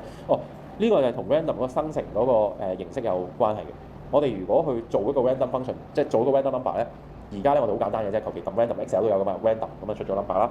咁但係咧，如果我哋喺個 blockchain 世界嗰度做 random 咧，係會俾人睇到你點樣生個 random 出嚟嘅。即係話咧，如果你用個 smart contract 去碌個 random 個色仔咧，即係譬如你用個 smart contract 去做六合彩，碌個六合彩碌個 number 咧，係有人可以知道計到數，你呢個六合彩開咩 number？因為你生個 random 出嚟嗰陣時都係光脫脫咁生出嚟嘅，喺眾目睽睽、公開透明嘅情況之下生個 random number。而家我哋嗰啲 server 啊或者啲 program 可以生一個安全嘅 random number，冇人知道下一個係乜，係原因係乜咧？就因為冇人知道我而家部電腦做緊乜，我係一個 centralized 嘅，冇人睇到我而家做乜嘅。但係如果我公開咗而家部電腦個 random 係咁生出嚟嘅話咧，都有人可以攻擊到你下一個 random 嘅。咁所以如果我哋喺嗰個 blockchain 上邊係做唔到個安全嘅 random number 咧，咁我可以喺邊度做啊 ？blockchain 出邊度做完將個 random number 送翻入嚟，咁呢個就係 VRF，就係咧Chainlink 幫你喺出邊一個安全嘅地方生一個 random 嘅 number 入嚟，跟住咧再俾埋呢一個咧你可以去 check 嘅證明佢係安全嘅一個 proof。咁你就可以用好有信心地用呢個 random number 啦。咁就呢個就係就咁生個 random number 出嚟都收錢嘅，係有啲神奇嘅。咁大概你 get 到呢件嘢 ，OK？ 咁頭先同學都有問嘅，就係點樣可以即係整到部咁嘅機咧？就係有個 software。咁所以咧你係當然啦，正常人唔可以咁多錢去參與呢件事嘅，因為你見到要買咁多 link 先至可以做到 validator。咁呢個係難啲嘅，呢個難啲嘅。咁但係道理都係一樣嘅啫，係任何人都可以 download Chainlink 嗰個 software嚟去做呢件事嘅，不過你唔夠錢買 token去參與報價啫。Permissionless 嘅我哋叫呢個基本上。我哋嚟到呢個可以報完咗。OK， 咁繼續。咁講下呢個手續費啊，我哋做 transaction 係咪 blockchain 上面撳掣成日都要俾 transaction fee。咁呢個 fee 咧以往咧係好貴嘅。點解以往會好貴咧？就係因為呢隻字嘅叫 MEV 最初咧叫 Miner Extractable Value。咁呢個字咧同 miner 有關㗎嘛，即係掘礦嗰個人啦，所以就係Ethereum 仲喺 Proof of Work 掘緊礦嘅年代創造嘅一個 term 嚟嘅。咁而家冇咗掘礦啦嘛，個問題仲係咪存在咧？仍然存在嘅，因為嗰個礦機嗰部嘢變咗做而家咩啊 validator 啊變咗，係咪？咁所以咧一樣有嘅。咁但係個 M 就唔啱用啦。咁而家有啲寫法就會寫 maximal 嘅，即係最大啊，最大可以抽取到嗰個價值出嚟嘅一嚿嘢啊，一個價值啦。咁呢個係咩嚟嘅咧？我哋平時咧去submit一個 transaction，咁咧就先會跌咗落一個叫 mempool 嘅地方嘅 mempool，即係 pending transaction。譬如我哋而家睇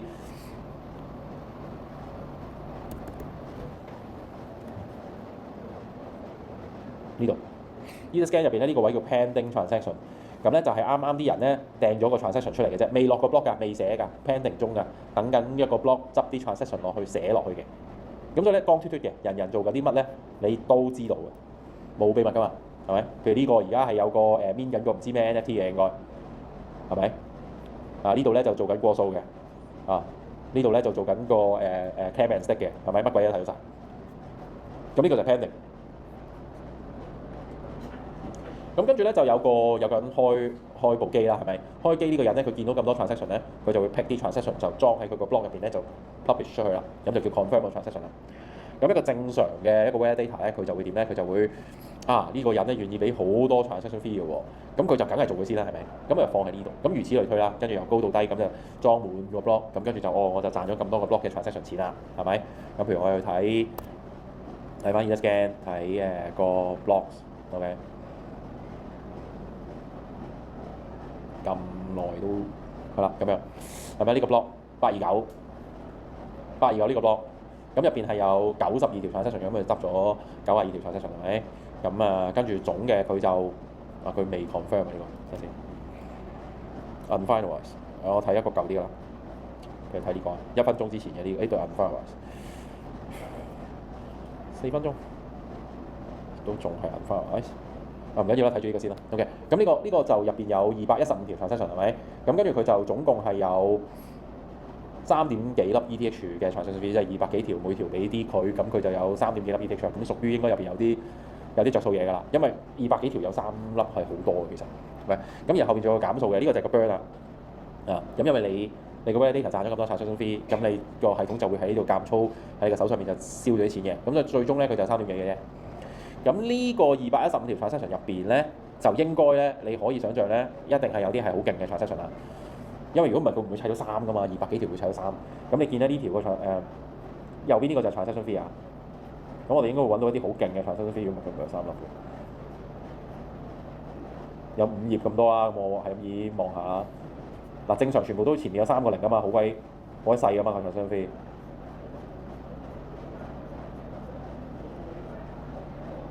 200，有啦，揾到，係嘛？嗱，呢條係俾成3粒嘅，咁有乜嘢情況呢條 transaction 會俾3粒啊？係咩事啊？冇爆倉啊嘛，而家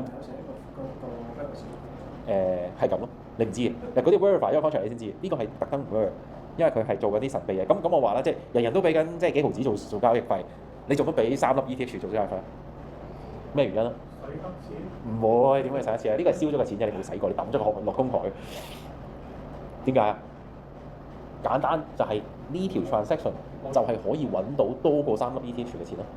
咁我係咁樣睇下咩啊？睇下知唔知係咩下？咁咧就係一個 swap 嚟嘅，你見到啦 transaction 係啦。咁呢度係做咩啊？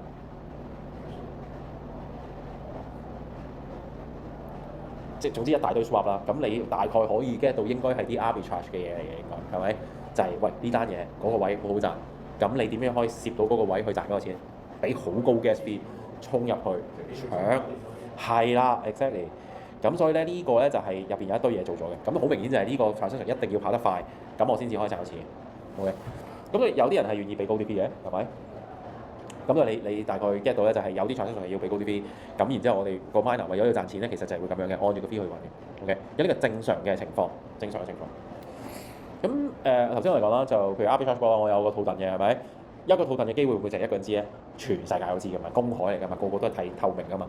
咁所以啲機械人同機械人之間咧，其實大家會發現到同一個搶嘅機會啦。咁你一齊去搶啦，咁點先可以搶嘅？加 gas fee， 快過嚟，高過嚟。如果我見到一個1萬蚊嘅套戥嘅機會，咁我願意俾幾多錢嘅 gas fee 啊？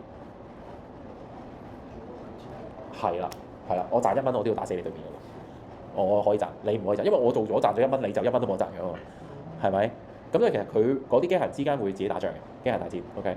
咁如果啲機械人喺度打仗，佢哋哇用3粒 ETH 嘅 fee 去做個 transaction，全部都係咁嘅 transaction。咁你去過數過1粒 ETH 俾人，你都係要俾3粒 ETH 嘅 fee 俾人，因為拉高晒啊嘛，係咪？咁我哋話個 blockchain 其實就似咩？似 call 車啫嘛，似 call 車。你閒時就係20蚊車就可以搭，咩即係閒時 call 的士咧就唔使俾 tips 嘅，0蚊都接到單㗎，係咪？咁但係如果喺呢個蘭桂坊散場係咪？咁嗰陣時個的士就好貴㗎啦嘛，個個都會加高個價錢嘅，因為 demand supply 啊嘛，係咪？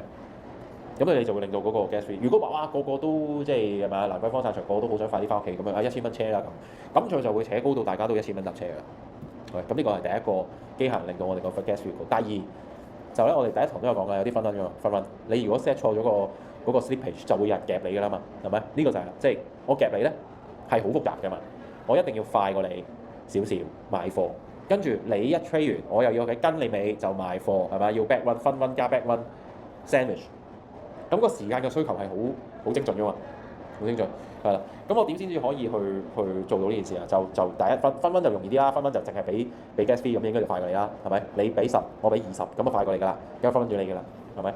咁啊呢個就係 front run 啊，咁又係扯高咗嗰個 fee。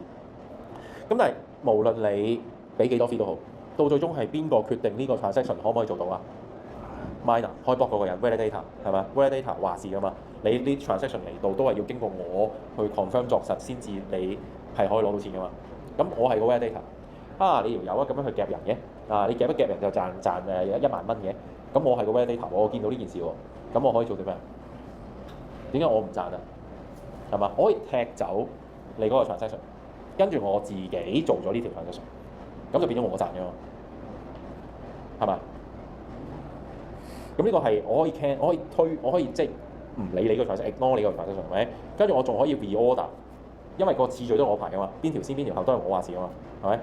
咁我可以 reorder， 可以 insert 我自己嗰個 transaction 落去。譬如呢個 NFT mint 到9999，最後一隻，譬如我要啊。咁我踢走其他人嗰啲 transaction， 我自己搣埋最後嗰隻，咁我咪賺硬咯嗰個。因為一手賣晒，二手先有得升噶嘛，咁我就係最後嗰一手，咁都好大機會賺錢啊！咁咧其實咁對於嗰個機械人嚟到講咧，就係、咦我都已經俾咗成100 VGV 出去嘅咯喎，都過唔到嘅，咁即係點啊？應該要提高啲咯，應該要俾200咯，係嘛？咁但係其實都唔得嘅喎，係咪？都過唔到喎，因為原來唔關你嗰個價錢事喎，係有條友見到你個 transaction 覺得你好有需要，係都唔俾你過喎，係嘛？咁到最終就會有個好差嘅效果，就係、咦個 gas fee 一路越派越高嘅，越派越高嘅。咁當如果成個 gas fee keep 住好高，咁你仲用唔用呢條 chain 啊？你唔想用啊？係咪？即係我舉個例子就係、其實咧呢個我哋話係 call 車啦，唔係 blockchain 有 call 車啦。咁而 call 車就係、有咩 call 車係最急嘅咧？除咗即係頭先我哋講蘭桂坊翻屋企咁，呢個都唔係好急嘅，都可以等得嘅。有啲咩係唔等得嘅？有啲咩 call 車係唔等得嘅？去醫院係啦，冇錯。你老婆而家喺個街度已經 show 啦，咁你就話我哋平時都冇俾 tips 嘅，咁不如就0蚊 call 車，你俾人頂爆啦，係咪先？你老婆生命有危險啦，係咪？咁所以嗰下 call 車你就1000蚊 tips 係嘛？咁即刻就有架車就即刻上啦。咁但係如果喺嗰一刻成條街都係大肚婆，成條街同一時間 show， 咁你咪大劑咯。咁我出去諗住約個 friend 食 tea 啫，咁你都係1000蚊車費㗎，係咪？咁你其實就你知道有啲 transaction 係急。係會貴啲，有啲係冇咁急。譬如我哋之前講補倉嗰啲，你就好急噶嘛，係咪？我求其 claim 個 reward 嘅啫，咁你使唔使個黑 claim 啊？可以慳快噶嘛，可以等個非繁忙時間你先去撳嗰粒掣噶嘛，係咪？咁呢個就係個 gas fee 嗰個玩法。但係頭先你講嗰個 gas fee 都有一個時間嘅 execution 咯，係即係譬如我雖然我當我搶，我知道好忙，我要搶，但係我唔知搶完之後佢個 execution 要幾耐。係啊，你唔知㗎，即係其實我俾多咗錢頭先你介紹嗰個，即係我俾多咗錢一架車嚟，我上一架車都有機會係塞咗喺度。唔會上咗車就完咗㗎啦，係啊，上咗車就去到醫院㗎啦。因為即我哋講個 block 就係寫咗落個帳簿就 confirm 㗎啦嘛。即係你一係就上到，一係就上唔到，中間冇過程嘅，裝冇過程嘅，一係上到，一係上唔到，上唔到你就等車，上到你就寫咗㗎啦。淨係知自己上唔到，冇乜嘢 indicator 話俾我聽，我用幾多先上到？我哋可以睇到嗰個市價㗎嘛，我哋可以頭先睇嗰個 gas tracker 咁樣就可以睇到個市價。而家又旺啲啦，係咩？而家3，頭先0點幾嘅啫嘛，我哋睇，而家3啊，而家咪應該個市好發啦，應該大家又揾到好多揾錢嘅機會啦，因為個市開始熱啊嘛，可以炒熱啊嘛，咁可能就有好多揾食嘅機會啦。OK，咁我哋如果睇呢個 gas tracker 咧，睇落去下邊咧，其實仲有好多嘢睇嘅。咁啊，其實有人寫一堆幫佢維生咯。而家有啦，我哋就係睇呢啲波啦。嗱，首先咧，如果而家你要去過 ETH 咧，已經唔係0點零幾啦，已經係要0.12啦。OK，咁然後如果你要用而家呢個時間去做個 Uniswap 咧，你要俾 gas fee 俾2蚊㗎，你做 NFT 咧俾幾蚊㗎啦。咁啊，呢啲就係咁睇嘅。OK，咁然後咧，我哋咧就喺下邊咧就有個叫做 gas guzzler 呢個位，咁即係話咩咧？就係邊張 contract 用得最多 gas。咁呢個咧就係排係last 3 hours 嘅。咁你見到呢張 USDT 嘅 stablecoin 嘅 contract 咧用咗7%，即係成個網絡嘅所有嘅 gas fee 有7%都去咗 USDT 嗰度嘅，使用嗰張 contract 嘅，咁即係做緊咩？買賣咯，大家用緊啲 U 去做買賣咯，係咪？咁所以買賣係熾熱嘅 ，OK。咁呢個第二嘅唔知咩嚟嘅，望下先。未有 label，但係90%都係，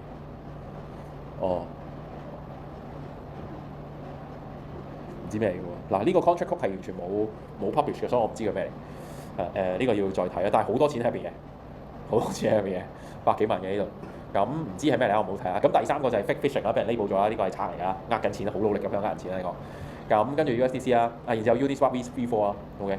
咁就應該係好多人喺度用緊 USDT 喺度做緊 swap 咯，係咪 ？Uniswap swap 係咪？全部都係 Uniswap，即係喺度做緊換錢嘅。咁所以市況係熾熱嘅，好多人做緊買賣嘅。OK。咁然後咧我哋再碌落去咧就會睇到其他嘢㗎啦。譬如呢個，嗱呢一隻咧就係知名嘅，世界知名嘅。呢隻嘢咧叫做 Jarrah Subway， 有條友叫 Jarrah Subway。咁呢個咧係一個 MEV bot 嚟嘅 ，MEV bot 咩叫 MEV bot？ 你而家知道喎，就係頭先嗰啲嘢，就係有條友專門喺度搞啲 transaction 去食中間啲價嘅，食價嘅 ，OK。咁點解知道佢係一個 bot 咧？你睇下佢食百幾萬條 transaction， 係嘛？佢做 transaction 其實都好密嘅，你一人手夾唔到㗎，係咪？咁佢究竟係做緊啲乜咧？你知唔知咧？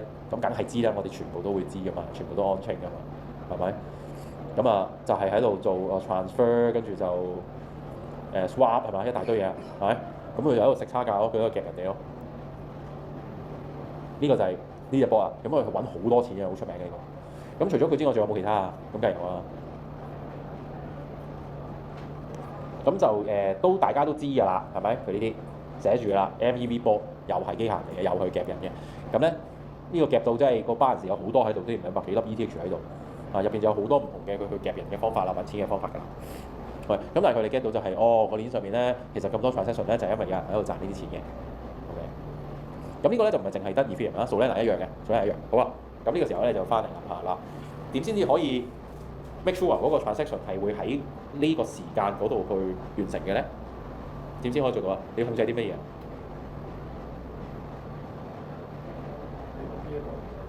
即係你要賺到呢嚿錢，你當你係呢個 MEV bot， 你呢個機械人。好似之前你話嗰個 Avatar 嗰個要嘅嘢，或者個錢邊塊整個錢出嚟？唔得喎，都唔得，因為你整一條 transaction， 跟住阿 miner 都可以踢走你㗎嘛。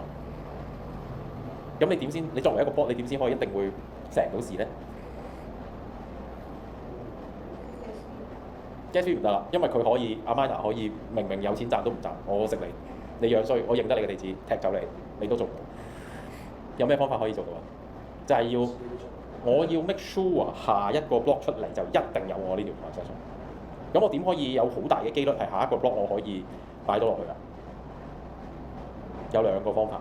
第一個方法就係因為有100萬部 validator 㗎嘛，你其實係唔知道邊個 validator 下一 round 開 block 㗎嘛，係咪？你唔知嘅 random 嘅成個 process。咁但係如果你100萬部機入邊500幾萬部機都係你啲 friend。係嘛？所有 ETH 都係你揸嘅，你都係做緊 sticker 嘅，好多機都係你 run 嘅，咁你咪好大概率，你中意玩咩就玩咩咯。即係又係咁樣玩。係啊，所以係啦，冇錯。所以點解咁多人想去做 liquid staking 啊 ？liquid staking 攞咗呢啲 ETH 啫嘛，攞到你啲 ETH，咁我咪有一大堆 validator 咯。咁我嗰堆 validator 就唔係淨係賺嗰個 staking 嗰3%啊，我就賺埋呢啲啊。係，咁所以點解佢會咁願意去俾咁多嗰個 extra 嘅 revenue？staking 明明得3厘，點解你派到5厘俾我？點解派到10厘俾我？就係因為我攞咗呢啲去做呢啲。所以咧，每一個好高，即係鬥多，全部都係用錢決定嘅 ，OK， 全部都係錢嘅，係啦。咁但係喂呢件事咁到最終就係扯高晒成個 gas fee 好高啦。咁 gas fee 好高我就唔用你條鏈啦，你即係咩鬼嘢咁威啫？係嘛？咁多鏈我點解唔用其他鏈啫？咁你就會其實到最終係會害死人嘅，最終係會害死人，因為如果我走咗，我搬晒啲錢走，係咪？我本身住喺中環嘅，咁中環咧就本身係食30蚊碗魚蛋河嘅啫，而家炒到100蚊一碗魚蛋河。頂你淨係得中環有魚蛋河咩？我咪走咯，我搬去屯門住咯。屯門住係20蚊一碗魚蛋河嘅啫。咁我搬就連埋啲家當一齊搬走啦嘛，離開啦嘛。咁如果我啲人走咗，咁你啲人仲可唔可以喺度夾人啊？冇嘢夾㗎啦嘛，係嘛？你有嘢食係因為有人喺度做交易，有人喺度做 trade， 你先至可以有機會去賺錢啫嘛。如果冇人冇活動，你夾條命係嘛？咁所以咧呢度如果佢 keep 住係咁咧，其實成個 ecosystem 會玩完嘅。咁 Ethereum 其實而家就面對住呢個問題啦。咁咧要解決啦，點樣可以降低個 gas fee 啊？降低 gas fee 好重要嘅。咁咧就有人諗咗一個叫 Flashbot 嘅 program。呢個 Flashbot program 係咩咧？就係如果我哋話做 validator 就好似揸架車去接大肚婆咁樣啦，係咪？咁 Flashbot 咧係咩咧？就係一條大肚婆專線啊，大肚婆專線。咁你話你 call 車下下都喺個公海度話我要1000蚊，咁個就1000蚊搭車㗎啦。但係如果有個專線，你打去你都係俾1000蚊，但係唔喺個公海度出個價錢，咁公海啲人咪仲係30蚊搭車咯。咁跟住你因為下邊係有條 special channel 可以直達嗰堆 miner 嘅，咁你就唔使用1000蚊喺個公海度去嗌啦。咁所以咧，普通人咧仍然可以用翻一個正常嘅 gas fee。咁底下咁我當而家有一個 arbitrage 嘅機會啦，有3隻 bot，有3隻 bot 都睇到呢個機會啦。咁佢3個 bot 一齊都話：我要call 架專車，咁佢要點啊？價高者得啦，你3個都一個贏嘅啫嘛。咁睇下邊個俾錢高咯，係嘛？咁你鬥贏嘅 auction 嘅拍賣完價高者得，完成咗，咁我唔俾你去咯。所以咧，呢個 flashbot 係乜嘢 software 咧？呢個 flashbot 就係一個 Ethereum 嘅 validator software 改出嚟嘅。平時咧呢個 validator 咧就要喺個 pending pool 度執啲 transaction。咁呢個 validator 咧就唔係嘅，唔執㗎，就係咧有兩隻腳啲人咧，如果有 API 駁入嚟咧就話通知我，咁咧我就去幫你排 ，OK， 我幫你去做。咁咧佢就淨係接大套 order 嘅啫。咁跟住啲大波入到嚟咧，佢自己喺度打生打死，跟住就搶，咁你就拍賣，咁就搞掂啦。所以呢啲 transaction 咧係喺個 pending 度睇唔到嘅，佢唔喺個公海嗰度嘅。如果佢喺公海度咧就會好貴㗎嘛，佢係喺下邊度過嘅，係啦。但係如果我點可以肯定好係下一個開波嗰個人先寫得嚟呢度？冇錯啦。單啫，咁我下一個波唔係我寫，我點做咧？冇錯啊，咁所以咧，如果你係要做呢個服務嘅話咧，你就要點啊？你就要連結一個好大嘅 pool of validator， 成班都係。咁邊度有一大個 pool of validator？Lido 咯 ，Coinbase 咯，幣安咯，係咪？我有一大堆啊嘛，咁我咪好有機會就係我咯。咁如果咁啱真係我呢班人裏邊嘅其中一隻，咁我咪賺到嗰個錢。哦，原來唔係，我係 Lido。咁咁啱呢個 block 唔係 Lido 開喎，走咗去 Coinbase 喎，咁我賺唔到呢個錢，係咪？咁啱你喺我呢度入邊，下一 round 輪到我，咁你呢個 transaction 坐正喺我呢度，咁我咪收到咯，係嘛？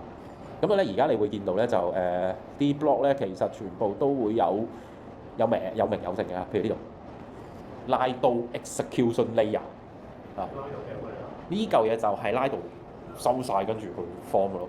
MEV Builder 就係一嚿嘢專門係幫人哋去砌嗰啲，呢個全部都係 build 㗎啦，全部都係 builder。就因為就咁生個 block 就咁收你咁丁屎咁多錢冇人啊嘛，我梗係要接嗰啲大單啦，呢啲全部都接大單，全部都接大單呢啲，係啊。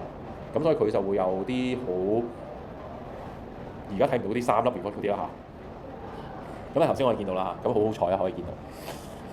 咁咧大概你 get 到嗰個喺個鏈上面係有好多呢啲嘢，咁所以點解個鏈咁忙碌咧？就係其實係好鬼多揾錢機會嘅。咁當我出咗呢個 flashbot 之後咧，其實就會有人想 adopt，即係我會想去 update 呢個 flashbot 嘅。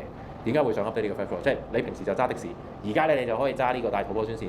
咁你轉唔轉咧？死人都轉啦，賺多咁多錢係咪？咁同埋咧呢個 flashbot 咧，其實喺咩時間度 introduce 嘅咧？就係直情就係喺嗰個 burn 機制後邊。我頭先咪講 Ethereum 有 burning 嘅 ，burning 係點做㗎？你賺咁多錢，我喺你手上邊就抽稅㗎嘛，咁我收少咗收入㗎嘛，咁我好慘㗎嘛。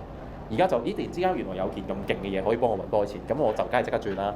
咁所以大型嘅礦場啊、大型嘅成日全部會一次過轉晒，係佢會 adopt 得好快。咁呢條黃色嘅 curve 咧就係佢出咗之後個 adoption rate，即係哇咁樣飆上去嘅，人人都轉做呢個 flashbot 嘅。點解？就係因為賺多錢啊嘛，賺多錢冇人唔想㗎嘛。咁當個 flashbot 越嚟越多嘅時候咧，呢個藍色嘅 gas fee 平時係30嘅。咁跟住咧高嗰陣時70嘅，有咗個 gas fee，有咗個 flashbot 之後咧個 gas fee 跌翻落10，咁樣佢好快地就減咗個 gas，咁就令到大家個生活又好啲啦，係咪？即係食碗魚蛋粉都仲係30蚊，唔使捱100蚊啦，因為嗰啲100蚊嘅全部去晒專線。呢個就係我哋即係 crypto 嗰個生態啊嚇，呢個。其實每次有呢啲咁嘅突然間抽起嘅，即係人睇到有啲位嘅話，突然間可以賺好多嘢，即係因為啲人唔知。係。其實嗰度就可能造就咗賺。係啊，冇錯，一定。咁所以即係呢個 course 係你睇到我哋有好多嗰啲錢嘅邏輯喺入邊嘅，即係你 enable 到大家去睇得明啲新聞啦，第一啦，第二就係可以諗到有啲咩賺錢嘅方法啦，第二就係即係 fact check 到究竟人哋講嘅係咪真啦，係咪先？你齊晒㗎你哋 ，OK，咁。佢哋係諗住揾，即係佢會快啲嘅 transaction，因為專線俾佢哋嘛，佢哋要俾多少少。係啦，啱，冇錯。快啲嘅 transaction 可以 Yes，做到。咁但係按而家咧，佢仍然係做緊一班 layman 嘅生意。嗰班係咪 layman 咧？佢唔係 layman 嚟㗎啦，嗰班。唔係，即係專線以外嘅人，仍然佢哋做緊 layman。佢可以做㗎，係啊，佢仍然可以做㗎。根本個 service 都唔會俾嗰班 layman，一定係嗰班專線嘅人搶晒㗎啦。唔係，因為唔係每分每秒都有呢啲咁着數嘅嘢，即唔係每分每秒都有大肚婆生。咁我為咗呢段時間入邊都冇人生嘅，都冇貴車，咁我都要做普通㗎。搶嘢嘅成班 layman 人搶到嘅。即係可能單機咁樣啦，係咪？即係單機咁樣 data 啦，即係佢唔係一個 pool 嚟嘅。即係譬如我作為一個 layman，我唔知原來我 join 咗一個咁樣嘅 chain。係。原來喺後面有一紮咁樣嘅人，有個 privilege。唔係你係開機嗰個人啦，定係你係做 transaction 嗰個人先？做 transaction 你唔使理會嘅，啊，你哋都係10落去啫嘛。因為一到搶嘅時候，有一班人出多啲錢，又有個 service 係 take care of 呢班出多啲錢嘅人，我咪搶唔到咯。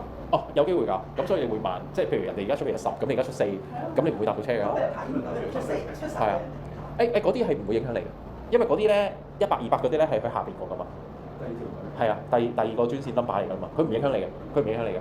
但係我意思話咧，喂，我嗰架車咧咁大架咧，其實我除咗坐個大嗰個之外咧，其實我仲有好多吉位㗎嘛，我點都會執嗰啲街過嗰啲普通客嘅，我點都會執。只係一個就咁做買嘢嘅人，冇影響嘅，唔需要擔心我 join 嗰間。係，唔使擔心嘅，因為你唔會一架車全部裝滿晒大肚婆咁多㗎嘛。我諗轉的啫，係啊，即係轉的佢 target 就係有需要俾多啲錢嘅人，佢就真係去做㗎啫。係。咁佢唔使。咁如果可能唔係的士啊，你當佢係個巴士啊，因為佢執好多場，所以一個 block 成幾百條啊嘛，咁佢係巴士。佢會照執貴嘅，但係佢因為集晒都要執啲。係啊，佢一定會用盡晒㗎嘛，佢會用盡晒。係咁所以你都會有 benefit。喂，我喺呢個 benefit 先，因為超咗時。